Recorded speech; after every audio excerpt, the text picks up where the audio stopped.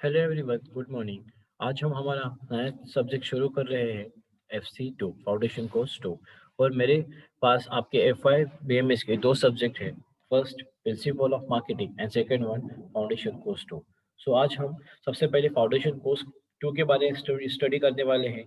इसके एक या दो यूनिट होने के बाद हम हमारा नया जो सब्जेक्ट है वो स्टार्ट करेंगे। ठीक है, आप लोगों ने फर्स्ट सेमेस्टर के अंदर FC फर्स्ट पढ़ा रहेगा। ठीक है, और अभी आपको FC सेकंड की स्टडी करनी है। इसके अंदर आपका फर्स्ट यूनिट जो दिया हुआ है वो है globalisation and Indian society. So इसके अंदर आपको सीखना है understanding the concept of liberalisation, privatisation and globalisation. So growth of information technology and communication is impact manufacturing in everyday life. इसके अंदर क्या है, इम्पैक्ट ऑफ ग्लोबलाइजेशन क्या होता है, लिबरलाइजेशन एंड प्राइवेटाइजेशन क्या होता है, उसके क्या एडवांटेजेस है, उसके कौन से डिसएडवांटेजेस है, वो उसके अंदर हमें देखना है। और फार्मर सुसाइड के रीजंस क्या होते हैं, ठीक है, और उसके सॉल्यूशंस क्या है, वो हमें इसके अंदर हम देखेंगे। उसके बाद है हमारा यूनिट नंबर सेकेंड, उसके अंदर दिया हुआ है human rights. So human rights के अंदर मैं आपको बताना चाहूंगा concept of human rights, origin, evaluation, the concept of universal declaration of human rights. इसके अंदर आता है ह्यूमन राइट्स के अंदर कौन से ह्यूमन राइट्स होते हैं, उसके उसके कौन से कॉजेस रहेंगे, उसके कौन से कंडीशंस रहेंगे जिसकी वजह से हमें ह्यूमन राइट्स इंपॉर्टेंस दिया हुआ है वो हमें समझ सके। उसके बाद में आता है यूनिट 3 के अंदर इकोलॉजी। अभी इकोलॉजी का मतलब क्या होता है, environmental study. Importance of environmental studies, current development concept. इसके अंदर आप हमें देखना है environmental degradation, causes, impact on human life and उसके बाद में development concept of components, poverty and environment. इसका हमें स्टडी करना है इकोलॉजी यूनिट नंबर 3 के अंदर। उसके बाद में है हमारा unit number 4, understanding states and conflicts. इसके बारे में मैं आपको बताना चाहूंगा, आपने आप इस सब्जेक्ट की स्टडी FY के अंदर की होगी, सही है। सो FY पार्ट 1 के अंदर, इसके अंदर FHS जो सब्जेक्ट था, जो फाइव सर ने आपको लिया था मेरे ख्याल से, इसके अंदर आपने इसकी स्टडी की होगी। उसके अंदर है कॉजेस ऑफ स्ट्रेस। अभी सबको पता है कि स्ट्रेस क्या होता है। Causes of stress and conflict, individual societies, उसके अंदर दिया हुआ है उसके क्या इथिक्स है, सही है। उसके बाद में कॉन्फ्लिक्ट्स के रीजंस क्या है, कौन से कॉन्फ्लिक्ट्स हैं। उसके बाद में है unit number 4, managing stress and conflicts, कैसे हम स्ट्रेस को मैनेज कर सकते हैं एंड कॉन्फ्लिक्ट्स को, जिसकी वजह से क्या होता है, जो आने वाले मतलब जो वाद विवाद झगड़े होते हैं वो कम हो। टाइप्स ऑफ कॉन्फ्लिक्ट्स कौन से हैं इसके अंदर, मैस्लो थ्योरी दिया हुआ है, ये हम देखेंगे यूनिट नंबर 5 के अंदर। ठीक है, जैसे कि अभी हम बात कर रहे हैं अंडरस्टैंडिंग स्टेट्स एंड कॉन्फ्लिक्ट्स के बारे में, यूनिट नंबर 4 के बारे में मैं बताना जा रहा हूँ। क्या हम सबसे पहले जो स्टडी करने वाले FC2 के अंदर ये दो चैप्टर्स की, तो आपको इजीली अंडरस्टैंड हो सके, क्योंकि अभी अभी अभी आपको हुआ है चैप्टर्स के बारे में। इन डिटेल में और बताने वाला हूँ कि स्टेट्स क्या होता है और कॉन्फ्लिक्ट्स क्या होता है। Okay, let's see.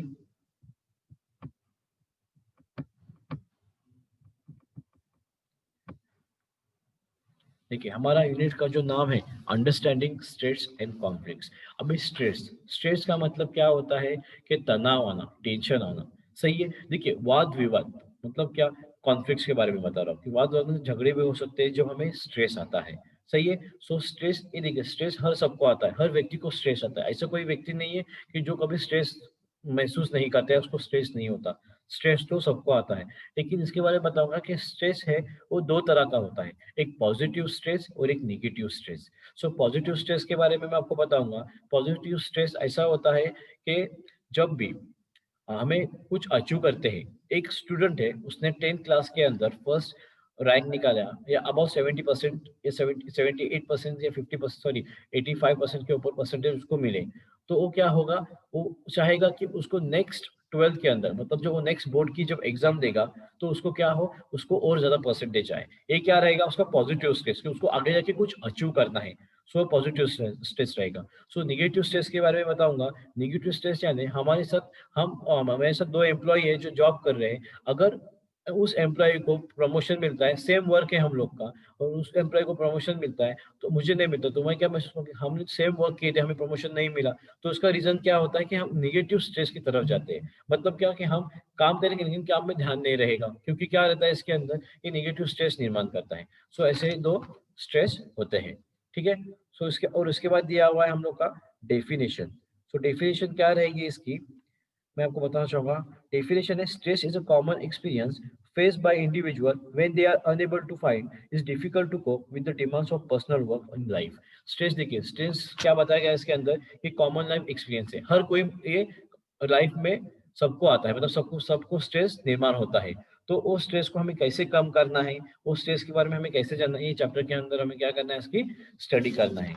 So you stress and distress, इसके बारे में मैं आपको बताऊंगा। यू स्ट्रेस का मतलब होता है इसके अंदर कि stress always associate with different discomfort और फ्रस्ट्रेशंस। देखिए, जब हमें स्ट्रेस आता है तो हमें क्या निर्माण होता है, फ्रस्ट्रेट हो जाते हैं, हमें बहुत जल्दी गुस्सा आ जाता है। सही है, तो गुस्सा आने के कारण क्या होता है, उसके वजह से जो आगे बताया गया है कॉन्फ्लिक्ट्स। सही है, सो कॉन्फ्लिक्ट्स की सिचुएशन आ सकती है।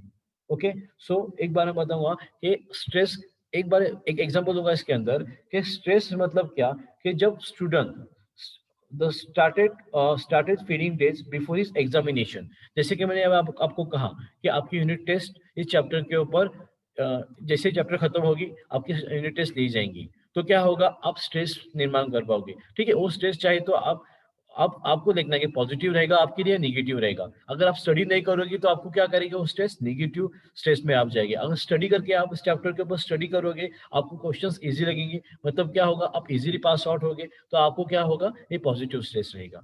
ठीक है, तो यही है कि स्ट्रेस निर्माण होता है ऐसे कई कारणों के वजह से। तो जैसे कि मैंने अभी इसके अंदर बताया है, stress affect individual eight 3 different levels. ठीक है, 3 डिफरेंट लेवल्स के ऊपर कौन से हैं? First is physiological symptoms. अभी फिजियोलॉजिकल सिम्पटम्स मतलब क्या होता है, ये रिलेटेड टू हमारी हेल्थ होता है।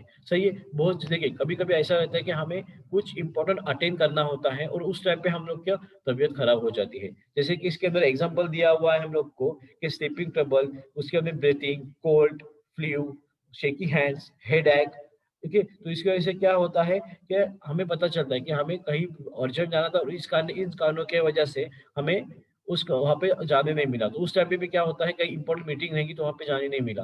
तो क्या होता है, उस टाइम पे हमें स्ट्रेस ज़्यादा से ज़्यादा हमें हम मतलब स्ट्रेस में जाएँगे। सही है? और सेकंड दिया हुआ है इसके अंदर सोशियोलॉजिकल सिम्पटम्स। तो सोशियोलॉजिकल सिम्पटम के बारे में बताऊँगा। इसके अंदर क्या आता है, ये माइंड रिलेटेड स्ट्रेस है, मतलब कि एंगर, टेंशन, फ्रस्ट्रेशंस।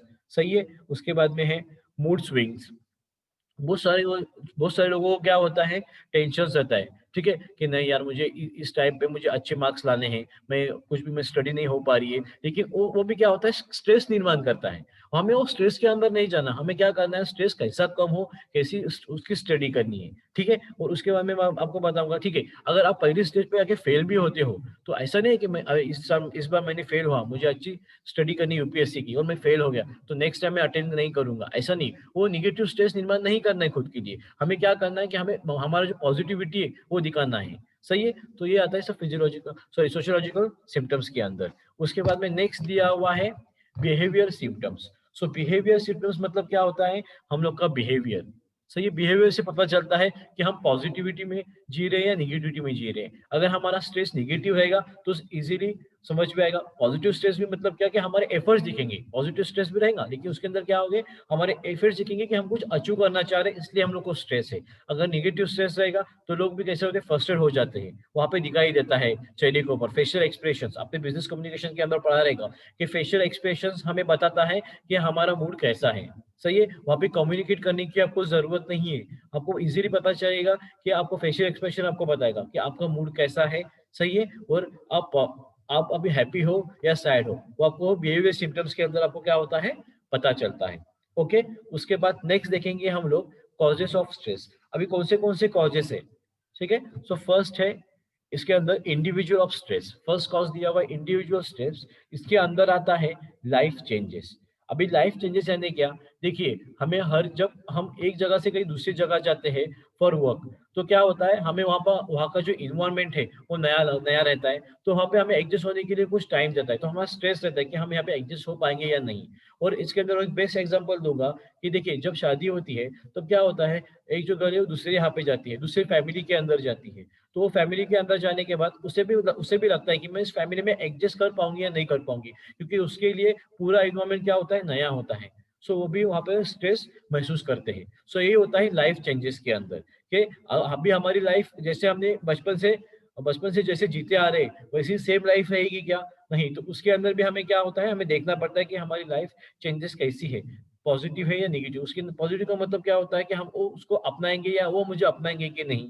सही है, मैं वहाँ पे अच्छे से रह लूंगा कि नहीं, ये आता है लाइफ चेंजेस के अंदर। उसके बाद में नेक्स्ट पॉइंट दिया हुआ है करियर चेंजेस। अभी करियर चेंजेस के अंदर मैं आपको बताऊंगा कि जैसे मैंने अभी आपको बताया लाइफ चेंजेस, उसी तरह भी करियर चेंजेस है। जैसे कि देखिए, बहुत सारे लोगों को जॉब के अंदर या हाँ, प्रमोशन भी मिलता है, सही है, और उसके बाद में डिमोशन भी रहते हैं। सो प्रमोशंस का अगर प्रमोशन होगा तो उसको अच्छी जगह मिलेगी। जिसको डिमोशन होता है, आप लोगों ने फिल्मों के अंदर देखा रहेगा कि जब पुलिस को बहुत सारे टाइम पे डिमोशन देते हैं, मतलब उसको ट्रांसफर किया जाता है, तो उस ट्रांसफर के अंदर उनको ऐसी जगह भेजा जाता है कि जहाँ पे क्राइम सिचुएशन ज्यादा हो।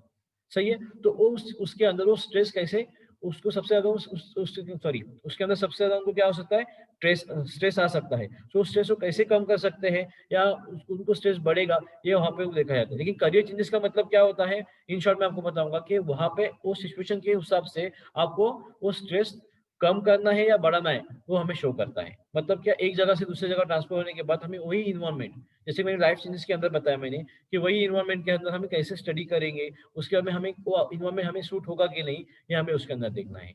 उसके बाद है फ्रस्ट्रेशन। अभी फ्रस्ट्रेशन को सबको पता है, जैसे कि मैं अभी स्टार्ट में कहा था कि फ्रस्ट्रेशन का मतलब क्या होता है कि जब हम फ्रस्ट्रेट हो जाते हैं, सही है, फ्रस्ट्रेट हो जाते हैं मतलब क्या, हमें स्ट्रेस आता है।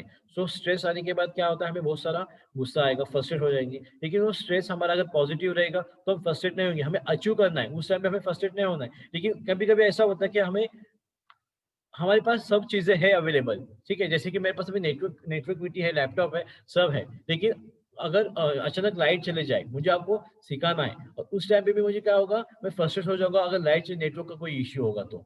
मतलब क्या, स्ट्रेस कहीं से भी आ सकता है, इसलिए हम फ्रस्ट्रेट हो जाते हैं। तो हमें इसके अंदर भी देखना कि फ्रस्ट्रेट नहीं होना, हमें उसको पॉजिटिव के अंदर तब्दील करके हमें आपको अच्छी तरह से सिखाना है। ठीक है, नेक्स्ट पॉइंट है। जैसे कि मैं बात कर रहा था फ्रस्ट्रेशन के बारे में, फ्रस्ट्रेशन के अंदर और मैं बताना चाहूंगा कि फ्रस्ट्रेशन के रीजन बहुत है, जैसे कि मैंने अभी आपको बताया।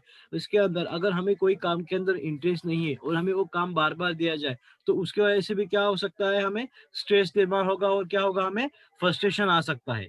सही है। फ्रस्ट्रेशन की, जैसे मैं बताया कि स्ट्रेस की वजह से हमें क्या होता है, फ्रस्ट्रेशन आता है, और उस फ्रस्ट्रेशन के लिए हम क्या करते हैं, फिर जो काम का लोड रहता है वो हम पूरा कर नहीं कर पाते, तो उसकी वजह से क्या होता है, हमें और ज़्यादा गुस्सा आता है। सही है? ये होता है फ्रस्ट्रेशन के अंदर। उसके बाद में नेक्स्ट देखेंगे क्या दिया हुआ है, type A and type B personality. Type A personality के लोग बहुत एम्बिशियस होते हैं, और उसी तरह टाइप बी के जो पर्सनैलिटी के जो लोग हैं, वो एंटरटेनमेंट पीपल्स होते हैं। मतलब क्या कि उन्हें काम तो करना है, लेकिन उनके उनके लाइफ के अंदर एंटरटेनमेंट होना चाहिए। उन्हें कहीं जाके मतलब कोई रैंक अचीव नहीं करना अपने लाइफ के अंदर, उन्हें सिर्फ क्या करना है, एंटरटेनमेंट मिल सके और वो अपनी लाइफ एंजॉय कर सके। लेकिन ए पर्सनैलिटी के लोगों के अंदर क्या होता है कि वो काम के प्रति बहुत ही एम्बिशियस होते हैं। सही है। जैसे कि मैंने आपको बताया था लेक्चर के अंदर कि always busy and hardly relax people, मतलब क्या, उनको बिजी रहना ज्यादा पसंद रहता है। वो ज्यादा से ज्यादा अपना टाइम काम के अंदर देते हैं, ना कि एंटरटेनमेंट के अंदर। टाइप ए पर्सनैलिटी के बारे में बोल रहा हूँ। ठीक है। और उसी के साथ वेरी एम्बिशियस, बहुत ही एम्बिशियस होते हैं, गोल ओरिएंटेड होते हैं। उन्हें अपने लाइफ के अंदर बहुत सारे गोल्स अचीव करने होते हैं। ठीक है। और वो ज्यादा काम के बारे में सोचते हैं। ठीक है। उसके बाद में क्या है बताया गया इसके अंदर कि easily get irritated with the mistakes of others. ठीक है। अगर कोई मिस्टेक्स करता है, अगर उनको काम के प्रति कोई मतलब पॉजिटिवनेस नहीं दिखाता रहेगा, तो वो क्या होता है, वो इरिटेटेड होते हैं उस पीपल से। ठीक है। उसके बाद में है टाइप बी पर्सनैलिटी। अभी जैसे कि मैंने आपको बताया था कि टाइप बी पर्सनैलिटी के लोग कैसे होते हैं, रिलैक्स एटीट्यूड। ठीक है। उनको उनको ज्यादा ज्यादा टेंशन नहीं लेते काम के प्रति। और उसके बाद में क्या, बैलेंस वर्क एंड लीजर्स, मतलब क्या कि उनके जो वर्क बैलेंस, मतलब बैलेंस रखते हैं विथ एंटरटेनमेंट। उसके साथ बताया गया है कि play not to win but win objective to participate और एंजॉयिंग द गेम। उन्हें वो गेम में पार्टिसिपेट करते हैं, सही है, अपने काम के साथ, लेकिन उनको विन नहीं होना होता है। और सिर्फ क्या, उनका पार्ट क्या रहता है कि वो एंटरटेनमेंट ले सके उस गेम के अंदर से। लेकिन टाइप ए के लोग कैसा रहते हैं, अगर वो पार्टिसिपेट भी करेंगे तो उनका मोटो क्या रहेगा कि हमें ये गेम जीतना है। लेकिन टाइप बी के पर्सनैलिटी लोग ऐसे नहीं होते, वो सिर्फ एंटरटेनमेंट के लिए क्या होते हैं, उसके अंदर इन्वॉल्व होते हैं। ठीक है। उसके बाद नेक्स्ट है second, group status. Group status के अंदर आता है फर्स्ट पॉइंट, कॉन्फ्लिक्ट्स। जैसे मैंने अभी आपको बताया था कि कॉन्फ्लिक्ट के बहुत सारे रीजन है। जैसे आपने एफएचएस फर्स्ट टाइम के अंदर पढ़ा रहेगा कि कितने टाइप्स ऑफ कॉन्फ्लिक्ट्स थे, वो भी हम देखने वाले हैं आगे जाके। लेकिन कॉन्फ्लिक्ट्स के रीजन क्या है? कॉन्फ्लिक्ट्स का मतलब होता है कि विवाद होता है, जिसे हम फाइट झगडा कहते हैं, ठीक आहे? इन मराठी वर्ड आहे भांडणं. भांडणं होतात. कशामुळे ते होतात? कारण आपण जर व्यवस्थित आपल्याला जर जे काम आहे आणि जे आपल्याला काम जर आपण ते अचीव नहीं करू शकलो, जैसे कि मैंने आपको स्टार्ट होने से पहले बताया था लेक्चर के अंदर कि दो टू टाइप्स ऑफ स्ट्रेस रहते हैं, एक पॉजिटिव स्ट्रेस, एक नेगेटिव स्ट्रेस। पॉजिटिव स्ट्रेस क्या रहेगा कि मुझे लाइफ में गोल अचीव करना है, जैसे कि मैंने 10th क्लास के अंदर मैंने 60% निकाला था, तो 100% में 12 के अंदर भी क्या रहेगा, मेरा वही टारगेट रहेगा कि मैं अच्छी परसेंटेज लेके फिर से एक बार पास हो जाऊँ। और नेगेटिव के अंदर क्या मैंने बताया था कि नेगेटिव जो स्ट्रेस रहता है, जैसे कि मुझे काम तो करना है, सही है, लेकिन क्या होता है उस टाइम के अंदर कि उस नेगेटिव स्ट्रेस के अंदर मैं वो कर नहीं पाता। सही है, जैसे कि मैंने एग्जांपल दिया था इसके अंदर प्रमोशन का कि हम साथ में काम कर रहे एम्प्लॉय एक फर्म के लिए, उसका प्रमोशन होता है और किसी वजह से जो दूसरा फ्रेंड है उसका प्रमोशन नहीं होता है, ठीक है? तो ऐसे वजह से क्या हो सकता है उसके अंदर कि नेगेटिव स्ट्रेस निर्माण होगा, मतलब क्या कि काम तो सेम रहेगा लेकिन उसके बाद क्या होगा, काम में ध्यान नहीं रहेगा। सही है। सो कॉन्फ्लिक्ट के रीजन भी क्या बताते हैं इसके अंदर कि अगर हमारा काम सही से होगा, मतलब इसके अंदर टू कॉम्प्लेक्स है, एक इंट्रापर्सनल एक इंटरपर्सनल। इंटरपर्सनल में मतलब क्या होता है कि हम जो साथ में रहते तब क्या होता है, हम लोग के अंदर कुछ विवाद हो सकता है। और इंट्रा ग्रुप पर्सनल अभी क्या कि हमारे ग्रुप के अलावा और कहीं हमारा मतलब फाइट्स हो सकता है स्ट्रेस के कारण। सही है। अभी अगर हम लोग का फाइट ज्यादा रहेगी तो हमारा क्या रहेगा, काम में ध्यान नहीं रहेगा। इसकी वजह से क्या हो सकता है, ऑर्गेनाइजेशन को लॉस उठाना पड़ सकता है या खुद का भी स्ट्रेस लेवल क्या होगा, ज्यादा बढ़ेगा। इसकी वजह से बहुत सारे प्रॉब्लम हो सकते हैं।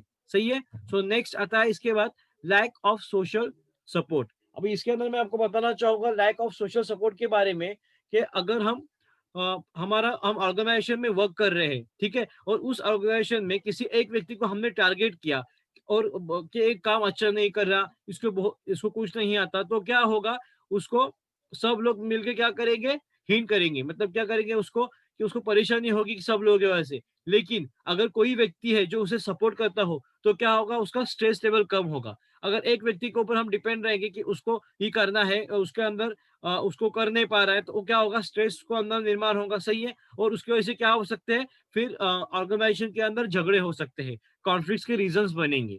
तो अगर उसको सपोर्ट किया तो क्या होगा, वो इजीली काम होगा और कम्युनिकेटिंग अच्छा होगा। तो हेल्प ऑफ कम्युनिकेशन क्या हो सकता है, झगड़ा नहीं होगा और उसी दौरान स्ट्रेस लेवल भी क्या होगा, कम होगा। ठीक है। नेक्स्ट है लैक ऑफ कॉन्सिवनेस। सो कॉन्सिवनेस का मतलब क्या होता है कि जब भी हम एक यूनिटी के साथ काम करते हैं, सही है, तो क्या होगा, यूनिटी के साथ काम करने की वजह से क्या होता है, हम इजीली वर्क कर पाएंगे, हमारा स्ट्रेस लेवल भी क्या होगा, कम होगा। लेकिन एक अगर बताया कि अगर किसी को अलग छोड़ के हमने क्या एक को बताया कि यूनिटी के साथ काम नहीं करना है, जैसे कि लैक ऑफ सोशल सपोर्ट के अंदर मैंने आपको कहा था कि एक के ऊपर ही काम का दबाव डालना है, तो क्या हो सकता है, उस दौरान स्ट्रेस निर्माण होगा। सही है। और बाकी की जो यूनिटी है, जो यूनिटी के कारण न काम करने से वजह से क्या हो सकता है, उन दोनों के बीच में झगड़ा झगड़ा हो सकता है। ठीक है, कॉन्फ्लिक्ट निर्माण होंगे। तो अगर ऐसे प्रॉब्लम्स होते हैं ऑर्गेनाइजेशन के अंदर, तो ऑर्गेनाइजेशन आगे जाके कभी ज्यादा रन नहीं कर पाएगी। सही है। सो हमें क्या करना है, यूनिटी बनाना है इसके अंदर। ठीक है। सो नेक्स्ट आता है उसके बाद इन्वायरमेंटल स्टेटस। सो इन्वायरमेंटल स्टेटस के अंदर फर्स्ट पॉइंट दिया हुआ है सिविक एम्यूनिटीज। सो सिविक एम्यूनिटीज का मतलब क्या होता है, देखिए, पोर कंडीशन वर्क। जैसे कि मैंने आपको कहा कि कुछ जगह जैसे रिलैक्सेशन रहता है, इसके अंदर बहुत ही इंपॉर्टेंट पार्ट है रिलैक्सेशन पार्ट। मतलब क्या आएगा इसके अंदर कि कंपेयर किया है सिटीज एंड विलेजेस को। मतलब क्या करिए कि सिटीज के अंदर बहुत सारे सोई सुविधा उपलब्ध रहते हैं। सही है ना, मतलब बहुत सारे सोर्सेस सोर्सेस अवेलेबल रहेंगे। और विलेजेस के अंदर बहुत सारे प्रॉब्लम्स होते हैं। एग्जांपल दूंगा अपने लेक्चर के ही बारे में। जो लोग सिटीज के अंदर ज्यादा रहते हैं उनको नेटवर्क का इशू ज्यादा नहीं होता। सही, तो वो क्या करते हैं, इजीली लेक्चर अटेंड कर पाते हैं लेक्चर के टाइम के ऊपर। लेकिन बाकी के लोग जो विलेजेस में रहते हैं उनको क्या होगा, नेटवर्क का प्रॉब्लम की वजह से, सही है, जो नेटवर्क का जो प्रॉब्लम है उसके अंदर की क्या होगा, उस टाइम पे लेक्चर्स अटेंड नहीं कर पाएंगे। तो ऐसे लोगों को कभी कभी ऐसा होता है कि नेटवर्क पूरा पूरा दिन नहीं रहता। तो इसी वजह से क्या होता है, एक स्ट्रेस निर्माण होता है कि मैंने अगर लेक्चर अटेंड नहीं किया तो मुझे कुछ समझ में नहीं आएगा या मैं फेल हो सकता हूँ। सही है। या एग्जाम के टाइम पे भी, अभी ऑनलाइन सेशन एग्जाम हुई, उसी टाइम पे बहुत लोग बाहर आके लोगों ने एग्जाम दिया। तो उस दौरान अगर कोई प्रॉब्लम होता है तो उसी टाइम में कॉन्फ्लिक्ट निर्माण हो सकते हैं। अगर हम और स्ट्रेस निर्माण होगा, सबसे पहले स्ट्रेस की वजह से क्या होगा, हम फ्रस्ट्रेट हो गए, फ्रस्ट्रेट की वजह से क्या होगा, कॉन्फ्लिक्ट भी हो सकते हैं। कॉन्फ्लिक्ट किस साथ हो गए, जो हमारे फ्रेंड्स है, हमारे जो रिलेटिव्स है, तो उसका जो गुस्सा आएगा हम दूसरे के ऊपर निकाल सकते हैं। सही है, तो यही फर्क रहता है जो बताया है। और उसके अंदर मैं आपको बताऊंगा कि सिविक एम्यूनिटीज के अंदर, कि इसके अंदर क्या होता है फर्क, और बताया इसके अंदर कि जो लोग अच्छी ट्रैवलिंग कर रहे हैं, जैसे कि स्लीपर कोच ट्रेन के अंदर और लोकल के अंदर, क्या फर्क रहेगा कि स्लीपर कोच के अंदर अच्छी फैसिलिटीज होगी। सही है, और अगर लोकल में रहेगा तो क्या होगा, लोकल के अंदर आपको सबको पता है कि कितनी परेशानी उठाना पड़ती है। तो मतलब जितना जितने ज्यादा सोर्सेस अवेलेबल रहेंगे, उसकी क्या होगी, हमें हेल्प होगी। उसकी वजह से क्या होगा, हम इजीली ट्रैवलिंग कर पाएंगे। सही है, उसकी वजह से क्या होगा, स्ट्रेस कम होगी। देखिए मुंबई में बहुत सारे लोग जॉब पे जाते हैं, अगर आपको लोकल में आपने ट्रैवल की रहेंगी तो आपको पता रहेगा। मुंबई में लोग सारे लोग जॉब पे जाते हैं लोकल से, तो उनको पता रहता है कि हमें पहुंचना है सबसे पहले जॉब के ऊपर, ऑन टाइम जाना है। लेकिन उस भीड़ के अंदर भी हमें जाके क्या करना है, जॉब में पहुंचना है ऑन टाइम। तो वही स्ट्रेस रहता है कि हम कैसे पहुंच पाएंगे। सो अगर वही, अगर सिविक एम्यूनिटीज के अंदर अगर उनके लिए भी अच्छी अच्छी मतलब अच्छी अच्छी प्रोवाइड करेंगे फैसिलिटीज, तो क्या होगा, इजीली वो क्या करेंगे, वर्क के ऊपर जाएंगे। तो यही फर्क बताया इसके अंदर सिविक एम्यूनिटीज के अंदर। उसके बाद नेक्स्ट दिया हुआ है नैरो माइंडेड एटीट्यूड्स। अभी नैरो माइंडेड एटीट्यूड्स का मतलब क्या होता है, ऐसे लोग कि जिनको दूसरों के अंदर ज्यादा इंटरेस्ट रहेगा, मतलब उन लोग हम नहीं कर पा रहे तो उन लोग भी नहीं कर पा रहे, देखेंगे उसके अंदर, मतलब क्या होता है कि नजर रखते दूसरे के ऊपर, दूसरे के काम के ऊपर देखेंगे कि क्या होता है। सही है, तो इसका मतलब क्या होता है कि देखिए जब भी किसी थिंक करते हैं, कहेंगे ना कि दूसरा, अगर आपने ऐसा नहीं किया तो दूसरे लोग क्या कहेंगे। हमें बहुत सारी बार एग्जाम्पल मिलता है कि भाई तूने ऐसा अगर इस काम के अंदर नहीं किया पूरा अपना काम, तो वो तो बाहर के लोग क्या कहेंगे। सही है, सो उसके अंदर ये बताया गया कि नैरो माइंडेड एटीट्यूड के अंदर पीपल का काम क्या होता है कि दूसरे के ऊपर नजर रखना। सही है, और इसके अंदर ऐसा बताया गया है कि अगर हम कुछ भी करते हैं, सही है, डिस्क्रिमिनेट दूसरों को फर्क पड़ता है उस कारण। तो जो लोग अपने अपने काम के अंदर इन्वॉल्व होते हैं, तो उसकी वजह से क्या होगा कि घर जो अगर फेल भी हुआ, तो जब घर के लोग आपको बताएंगे कि बच्चा फेल हुआ है, तो बाहर के लोग भी आगे बताएंगे नहीं स्टडी नहीं करता था। सही है, तो इसकी वजह से क्या होता है कि दूसरों के काम के अंदर नोकझोंक करना। सही है, जो ऐसे पीपल क्या कर सकते हैं, दूसरों के लिए स्ट्रेस निर्माण कर सकते हैं। सही है, उसके बाद में दिया हुआ है, सो उसके बाद नेक्स्ट पॉइंट क्या दिया हुआ है, पॉलिटिकल अनरेस्ट। सो पॉलिटिकल अनरेस्ट का मतलब क्या होता है कि पॉलिटिकल की वजह से जो स्ट्रेस का भी निर्माण हो सकता है। इसका मतलब क्या होता है, देखिए कि हम हमारा जो बिजनेस है, एक एग्जांपल के तौर के ऊपर बता रहा हूँ कि बाहर की कंट्रीज के अंदर फैला हुआ है, ठीक है, और बताया गया है कि आपको उस कंट्री के साथ जाके बिजनेस कोई नहीं करना है। तो आपका जो ऑलरेडी आपका सब वहाँ पे इन्वेस्टमेंट आपने किया है, और इसी टाइप पे अगर ऐसा न्यूज आता है, तो क्या हो सकता है, हमें उस बिजनेस को हमें वहाँ पे स्टॉप करके हमारा मतलब कौन से में नुकसान भी हो सकता है। तो उसकी वजह से क्या होगा, हमें उस टाइम पे स्ट्रेस निर्माण होगा कि हमारा ज्यादा से ज्यादा नुकसान होगा या हमारा बिजनेस फेल होगा। सही है, सो ये प्रॉब्लम आ सकता है पॉलिटिकल अनरेस्ट के अंदर। ठीक है, मतलब जो डिसीजन देगा उसके हिसाब से हमें क्या करना पड़ता है, लॉस उठाना पड़ सकता है। ठीक है, जैसे कि डिमॉन्स्ट्रेशन भी आया था। ठीक है, तो उसकी वजह से क्या होगा, बहुत बहुत लोगों को क्या, जिसके पास करेंसी थी 1000 की और पुरानी 500 की नोट्स, उनको क्या करना पड़ा, चेंज करना पड़ा। बहुत सारे मतलब बड़ी लंबी कतार में खड़ी रहने के लिए, मतलब लंबी लाइन के अंदर वो खड़े थे, क्योंकि अपने ही पैसे क्या करना था, हम लोग को एक्सचेंज करके लेना था। सही है, तो उसके लिए भी बहुत सारी मुश्किल उठाने पड़े थे। सही है, तो ऐसे डिसीजन की वजह से भी बहुत सारे प्रॉब्लम्स हो सकते हैं। ठीक है, लेकिन उसके बाद नेक्स्ट देखेंगे क्या दिया हुआ है, ऑर्गेनाइजेशनल स्टेटस। ऑर्गेनाइजेशनल स्टेटस के अंदर क्या दिखा हुआ है, पोर वर्किंग कंडीशन। सही है, सो पोर वर्किंग कंडीशन के अंदर मैं आपको बताना चाहूंगा, देखिए एम्प्लॉयज का जो वर्क प्लेस है वो कैसा होना चाहिए, कि अभी के कोरोना की वजह से बहुत सारे लोगों को क्या हुआ, वर्किंग कंडीशन मतलब उनका कैसा था, सैनिटाइजर यूज कर रहे थे, वर्क उनको कंडीशन जो थी, मतलब वर्क प्लेस था वो कैसा था, पूरा क्लीन दिया हुआ था।